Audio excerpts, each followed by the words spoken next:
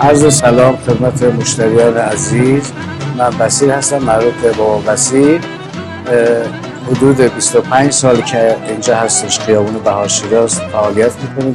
یه مجموعه جدید که اینجا انجام دادیم میخوایم اینو معرفی کنیم. سال 80 که اینجا اومدیم، مشتریام اکثریت میدونن کیفیت غذای ما رو، بیشتر به خاطر نبود جا اذیت می شدن. اینجا رو که گسترش دادیم، بزرگتر شده، لوژ داریم، سالن داریم.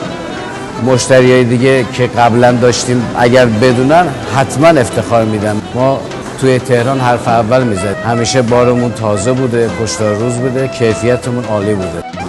نون داغ هم داریم، تنور ثابت گذاشتیم، کیفیتش خیلی بهتر از تنورهای سیاره، کاملا بهداشتی. همینجا نون داغ هم خدمت مشتری ارائه میدیم.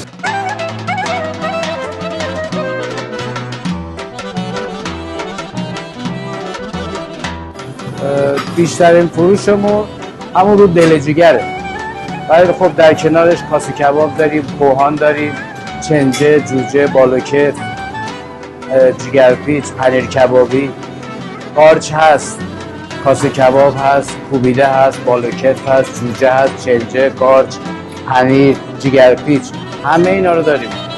فقط خواستیم یه اطلاع رسانی بکنیم برای مشتریان عزیزمون که یه جای بزرگتر تدارک دیدیم که مشتریان راحت‌تر بتونن غذا میل بکنن، که شرمنده مشتریامون نشیم، بتونیم که به نحو حسن پذیرایی کنیم ازشون، جای دنج باشه، بتونن با خانواده بیان راحت‌تر بشینن، غذا میل بکنن، دلجگر تازه، و ما بتونیم به نحو حسن ازشون پذیرایی بکنیم.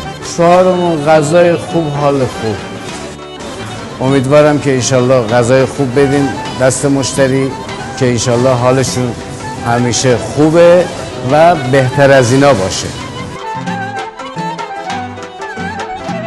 میدان هفته تیر، ابتدای بهار شیراز، جگرسرای بابا بصیر.